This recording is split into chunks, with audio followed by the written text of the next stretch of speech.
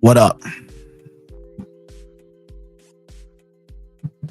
Y'all already know what it is.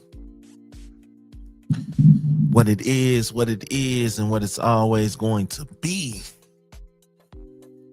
Now, normally I delve myself into topics that have meaning. Lately, they have meaning. So I wanted to make this none less like this one has even more meaning too. We always talk about the bad stuff that happens with a breakup. We'll sit here and we'll sit here, we'll kick ourselves, we'll beat ourselves down, we'll feel sorry, mad at the world because it didn't work out. But let's talk about the second half of that though. When actually that breakup, that ending might have been a blessing for you. Okay? It might have actually been a blessing. It might have been that door closing, but a bunch more doors that was stunting your growth. It might have opened up some other doors that you didn't really see fit. And I know a lot of times people will sit here and they'll be like, it's this person's fault. I wish we would have worked it out. Wish we would have stayed together. And I wish you could wish a bunch of things, right? For me, a lot of times I looked at things from that same perspective. Like, all right, man, relationship, failed.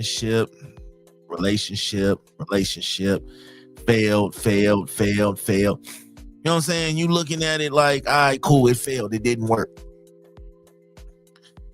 I look at it as any one of my relationships that did not work out, it took me a while to get over them. You know, it takes you a while to get over a breakup. But you got to start looking at it like, okay, it's time to level up. That's what a lot of endings are. They're just another way for you to walk toward a brand new beginning. Like it ended. It didn't work. It's done. A lot of times you deal with people that don't know how to let go, and that kind of slows down your process to move forward. You know, you got people out here who still want to hold on, who still want to work things out, who still want to get their family back. You know what I'm saying? You're going to run into a lot of those, and it's going to stop your progress. How do I know? That was me. I had moments and I had times in my life where I knew situations wasn't going to work out, but I tried them anyway, you know, and it got to the point where now I no longer look back. You know why I no longer look back? Because everything that I did after that was elevation. See, a lot of times people can't move on and find what's really for them because they still tripping off the past. Me, I elevate. I make sure I elevate with every relationship, every ending, every whatever. I feel like I elevated. That's just how I felt. Whether it was in a relationship and it ended, I elevated. Whether it was with children's mothers, it ended, I elevated. I feel like every relationship, I got better.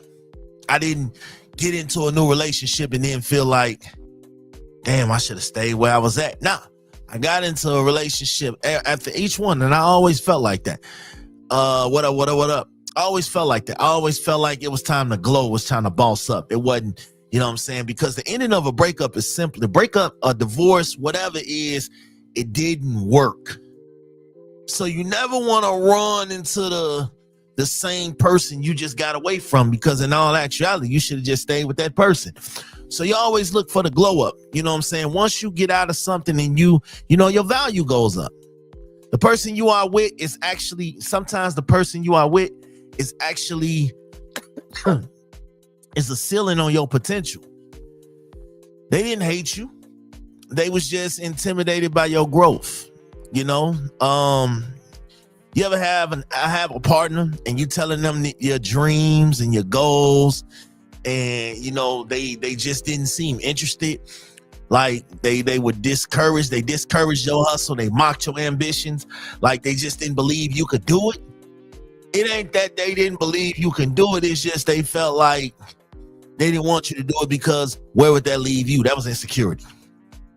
And that anchor was one that had to be cut loose for me. You know, and listen, I'm not the world's greatest, perfectest, that's a word. Don't judge me. I'm not the world's most perfect dude, but I know that if you don't believe in my dreams, and you just a hindrance to what I'm trying to do. And I had that scenario happen to me. You know, I had goals, I had dreams in this podcast game, and my growth got stunted. A lot of it was on me, because I listened to the whispers and the noise and all that.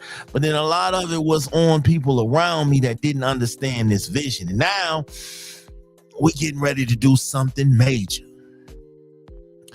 Interesting segue to doing something major, man. Let me take a break from this show real quick, because I gotta really say something, man. I have worked my ass off. I'm not gonna lie to you. You know, and it really took a lot out of me. Okay, it did, because there was times I questioned myself. There was times I questioned whether I had the ability to get my ass up and really do this game.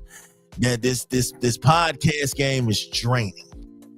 They don't give you nothing in this game. Everything that you get, you got to get out here and you got to get it. And I realized that a long time ago, and I really felt myself reaching the peaks that I wanted to reach. I just didn't know how to do it, you know. And so now that we're doing this show, I can't even fathom how excited I am, but I'm not that excited because the work still has to be done. But I had a conversation, man, real talk. I had a conversation with my brother in pod, man. My brother, I get on his nerves a lot, and I get that. But I had a talk with him, my brother Styles. I had a talk with him, and he would always get on me. And I'm gonna tell y'all, I gotta say this. He would always get on me because I was probably the most braggadocious podcaster you could ever meet in your life. But I felt like I was doing something until somebody comes down off the stoop and lets you know, hey, you ain't doing enough. And at first I would feel slighted by that shit. But then I had to think about it like, yo, you're not the end all be all. You don't know everything just yet. You still got time to learn. You still got time to grow. Everything ain't got to move the way you want it to move because you said so. So there's some people that will come down and humble your ass at the right moment. So we had a talk, one of many. And he would sit here and he would be like, at this point, this shit is a hobby for you. You're not really elevating. This is a hobby. You're not making no money. What the hell are you doing? This is a hobby. This is not fun. So I sat back in the cut, and I'm gonna make this story real short. I sat back in the cut for the longest time, and I just thought about it like, all right, we've done the internet. We've done the internet for the last 5-6 years. We've done the internet. I don't want to do the internet no more. I feel like this. I feel like me, who I am, I must see TV. And the best way to do that is to reach out and come back out to the people, man. January 10th, which is going to be here quicker than I thought. I came up with a plan. I said, you know what? We need to bring this shit live. We need to turn this show live because this is too amped up to just be stuck on the internet. We need to get out here and reach and touch the people. That's what it's about. That's what it's about. So I started, letting the wheels turn. I picked up the phone. I called him. I said, hey, I got an idea. I said, I got something that I can probably really make some money. And it's a slow burn. It ain't nothing that I'm gonna make money off of the first 2, 3, 4 go rounds, but I'm gonna make some money off this shit. And instantly I let him know what it was, and we started hitting each other off with ideas and plans, and how I let him know everything. He'd be like, nah, that ain't a good idea, but that's a good idea. And that's the type of shit that, you know, motivated me even more. Like, all right, cool. I'm gonna talk to somebody that has done what I'm trying to do, and I'm gonna do it. So we started bouncing off ideas. I had a couple of people in mind, and I just like, all right, cool. I know what I'm gonna do. If I'm gonna do this, I need to bring some people with me. I need to bring some big guns with me. All right, so look, I ran down the lineup, you know, Getting Bougie Babe. That's my people. All right, that's my people outside of podcasting. That's my people in podcasting. I just love our chemistry, and that's my people forever, you know. And I instantly hit her up.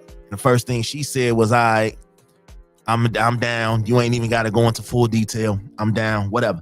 Them the kind of people you need in your circle, where they hear it and then they run with it. And then I had a good brother. I had my brother Infamous, man. I'm gonna tell y'all real quick. My first ever rap show. I used to be a rapper. Okay. First show we ever did, right? Me and my group, me and Smash House. Back in 2011, my first ever rap show. We hit the stage, and he was the first dude to come up. I didn't know these people. I had never been around. A few of these people I knew, but I had never been around these people. My first ever rap show, he was the first one to reach out like, yo, y'all dope. Keep going. Whatever, blah, blah, blase. Then when I jumped into this podcast game, I hit him up because we had developed a brotherhood, a sense after that. So when I jumped into the podcast game, now remind you, I said I met him in 2011. 2016, no, it was 2018, one of them. 2018, I did my first ever podcast on my own. He was the first one that I reached out to. So he was actually my very first co-host for Bet the House. Okay. So full surface now, we're moving on to the first show. The first show I've ever done on my own. I hit him. That man is on TV series, doing movies, he doing all type of stuff. But I still hit him up, and he still answers my calls. Can't get no better than that. So I hit him up. We got him down. And we got probably one of my biggest irritations when it comes to podcasters, but that is my people. We got Miss CL, and she is probably she don't podcast like she used to, but she should, because her show was actually dope. So she flying out here, man, to help me run this script. So we got all hands on deck as far. I got a couple more announcements, but I ain't gonna let them out the bag too quick.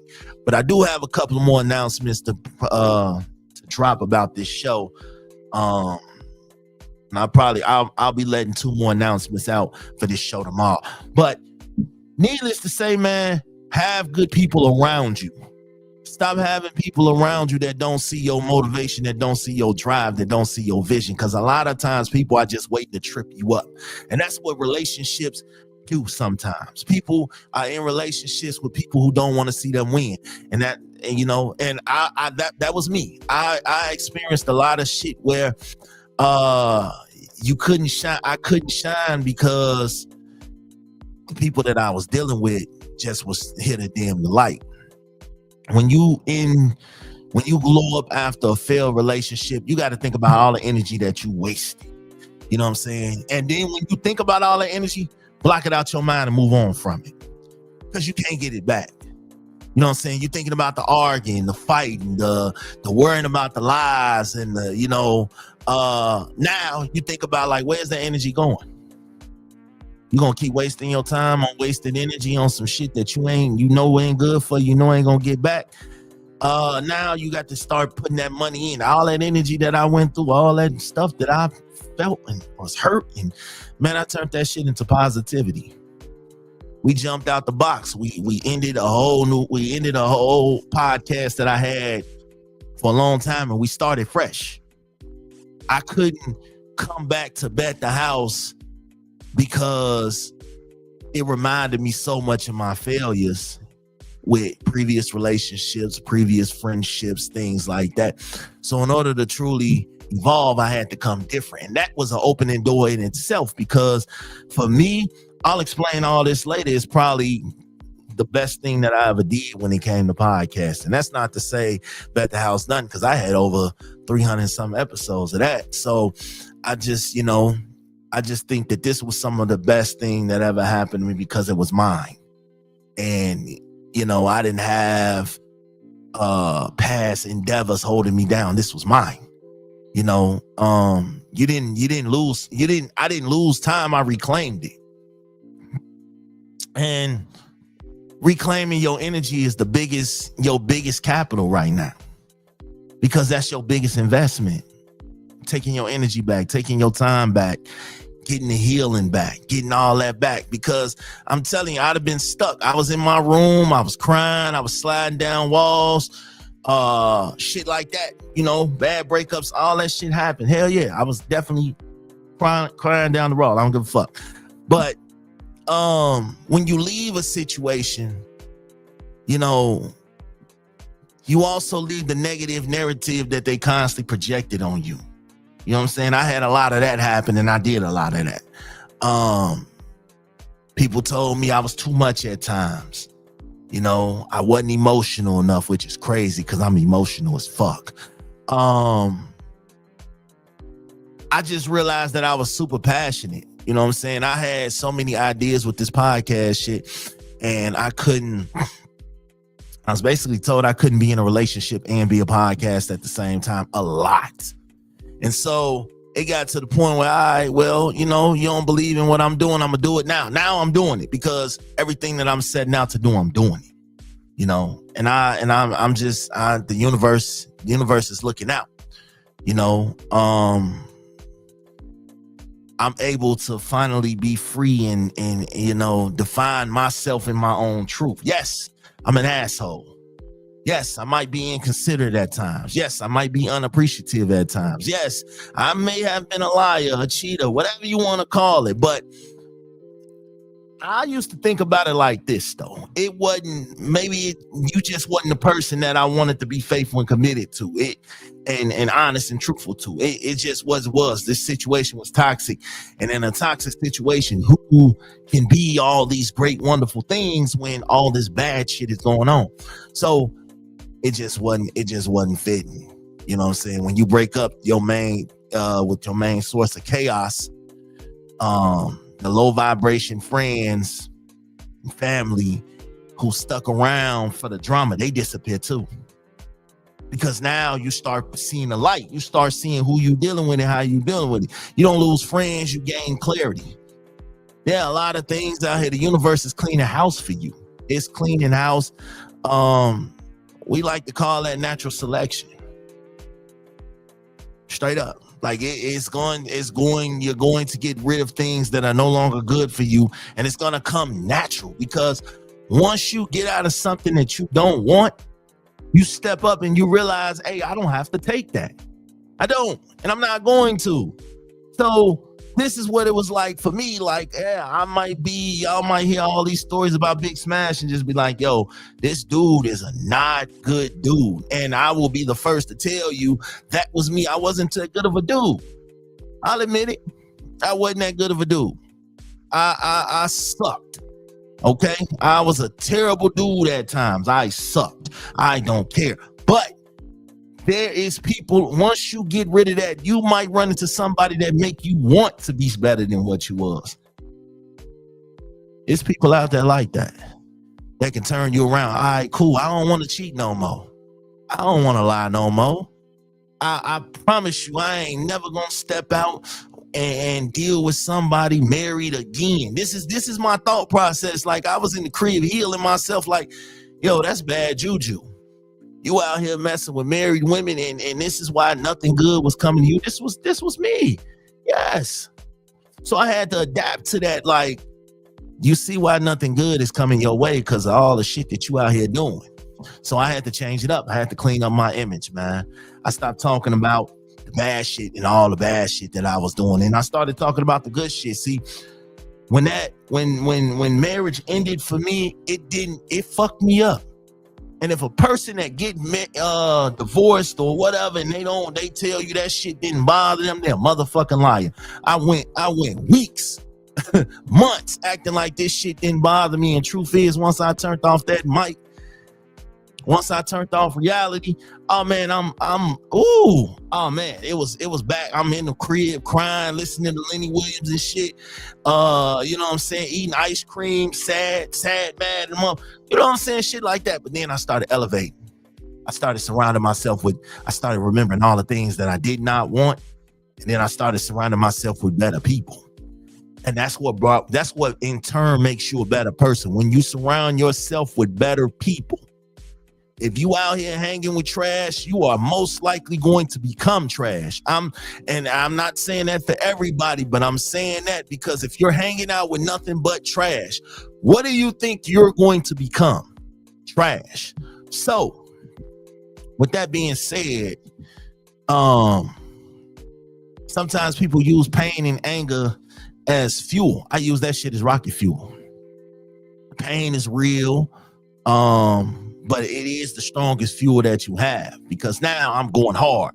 Everybody left me. You left me hanging. You kicked me to the curb. You left me. Oh, I'm going to show your ass what you missing. So now the motivation is to get even better. So every time I moved on to something, whether it was podcasting, relationships, I moved to a different crib, whatever I did, I felt like it's got to be better than the last. It has to be. The anger, the you ain't shit, all that being told I ain't shit and all that shit was motivating me. It was anger at first. But now I'm coming up with ways on doing something that I love and that can actually in the future pay my bills. You know what I'm saying? So I transitioned from you gonna wish you never left me to I'm getting paid and now you can't do shit but notice me while you with that motherfucker. And I done moved on to this person and we elevating and we growing and we living life. That is the kind of motivation I was on. That's the kind of time I was on. I don't get even by, I'ma go, you know what I'm saying, find a female that look back. Nah. I'm gonna go find somebody with drive and understanding, and we gonna figure out how to get this money in ways that me and you could. I turned pain into productivity. Real shit. Turn pain into productivity. Chaos. My goals was blurry. You know what I'm saying? Once I took that chaos, I swear to God, I felt like I could take my glasses off and I could see just regular. Real shit, my vision sharpened up like a motherfucker. My hearing changed. I was able to have these rough ass conversations with people that I might not been able to have conversations with, because a lot of times when people used to try to give me advice, I used to be like, man, I ain't trying to hear that shit. But now my eyes is wide open because it's like, yo, I hear you. Now I'm finna get off this phone and I like I said, like with my brother, I know I got on his nerves a lot. Because he always be like, yo, you ain't listening. No, I'm listening. I'm listening now more than ever.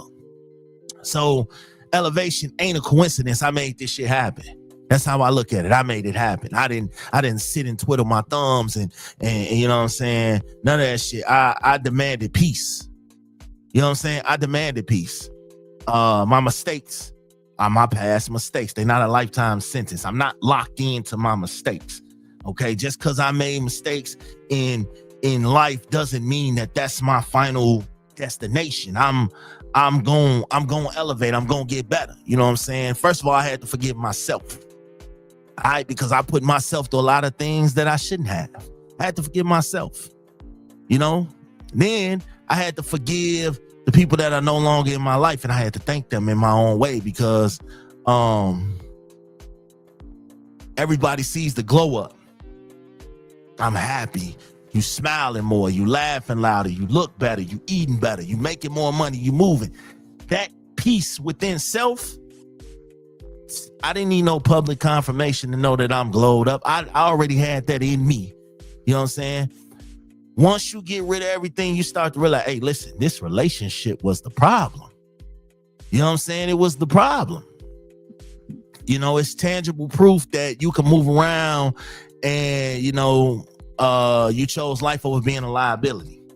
Like, I don't need this crutch of a relationship no more. If it doesn't serve me growth, I don't need it no more. And I live like that. I don't need it no more. You know what I'm saying? I grew, I evolved, I turned shit around, and then I kept it going. So I think for me, the best thing is bad relationships will trap you into thinking that the battle is over. And it'll trap you into thinking that you can't grow, you can't evolve, you're not doing nothing. You know, it'll have you thinking, it'll have you thinking you're a failure. It'll have you putting up all type of boundaries, all type of walls and stuff that you think you can't elevate. But once you start taking them walls down, I promise you, personal growth is everything. All right. That's just it. That's non-negotiable. My personal growth is non-negotiable. My standards are higher now because I understood my worth. And it took me, you know, whoever I was dealing with, and I promise you, because that was my goal. And whoever I was dealing with, they got to meet the elevated version of me. Like, I'm not slimming down for nothing. Like, either meet me where I'm at, or I'll catch you down the drain. You know what I'm saying? And that's what it is. I catch you down the drain, and it is what it is. You know? That's what it is. You attract your new reflection. You smiling more. You living life. You taking trips. You're making moves. You know what I'm saying? Shit. 2 years ago, 3 years ago, if you told me that I was finna get ready to host this show and be around these dope ass people and shit, I'd probably laugh at you because my mind frame wasn't ready. Now, listen, I'm gonna talk my shit more than I ever talked my shit before. Straight up. That's just how it is, man. Sometimes when you move on and you know your worth, you are replacing everything that you lost. You're gonna get it back tenfold. All right, you're gonna get it back. You know what I'm saying? You're gonna get it back in love. You're gonna get it back in money. You're gonna get it back in your career. You're gonna get it back. You're gonna get better than ever. You know what I'm saying? And you replace the void of a relationship with value. That's what it is. See, I found something to take my time off what I lost. Then once you get that value, you got to maintain it. Otherwise, you're just going to go through the same circle that you went through. Your happiness, I promise you, it must be self-generated, not borrowed. You ain't borrowing happiness.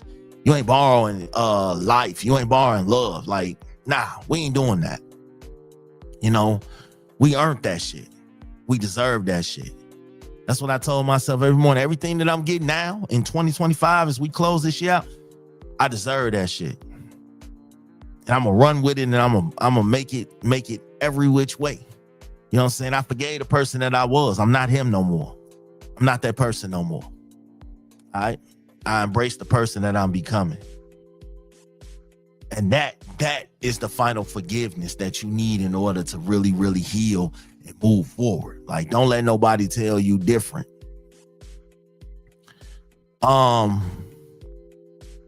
Your perceived failure in your relationship, it was the exact moment that you needed to clear your path. You didn't lose your relationship, you gained your life. The elevation is real. Start doing things that you couldn't do when you was locked down in this relationship and watch how your life change. All right? Watch. It's yours. Live it. Your life is yours. Live it. The real explanation for tonight's episode is this. The moment you realize that your own well-being is the only thing worth fighting for, you gain the clarity to win everything else. Real shit. I stopped thinking about who was there, who was caring, who was riding for me, who was there when I needed them, and I started being there for me. I started working hard for me. I started going hard for me. I started moving and pushing myself to be greater than I ever been. We're going to keep moving. January 10th, I promise you, if you in Chicago, you ain't going to want to miss this. You ain't going to want to miss it. You're going to want to be there. All right? Y'all already know what it is. Tickets are on sale right now. I need y'all to get in tune. I need y'all to tap in. Go buy some tickets. They ain't shit but $20. Comes with a drink. Go ahead on, do your thing. Pick up with it. Get at me. Hit me up. You know, shout out to all my co-hosts for this event. Shout out to everything else that everybody's out here doing, man. Listen, January 10th, it's going to be a movie. Okay? It's going to be a fucking movie. I'm going to put everything I got. When y'all come see Big Smash, y'all going to leave with nothing but entertained. I promise you that. All right? I promise you that. And if you're not entertained, ain't no getting your money back. Listen, man, y'all already know what it is. I see y'all tomorrow. Maybe. Tomorrow, Friday. Yeah, I see y'all tomorrow, man. Y'all already know what it is. January 10th, go buy some goddamn tickets. Come show some love. Come show your face. Y'all know I show love to everybody. So come show some love to me. Come show some love to my people. And do y'all thing. Elevate. We elevating. We growing. We changing. We building. We moving. We making moves. We growing. That's what it is. Y'all already know what it is, man. I'm out.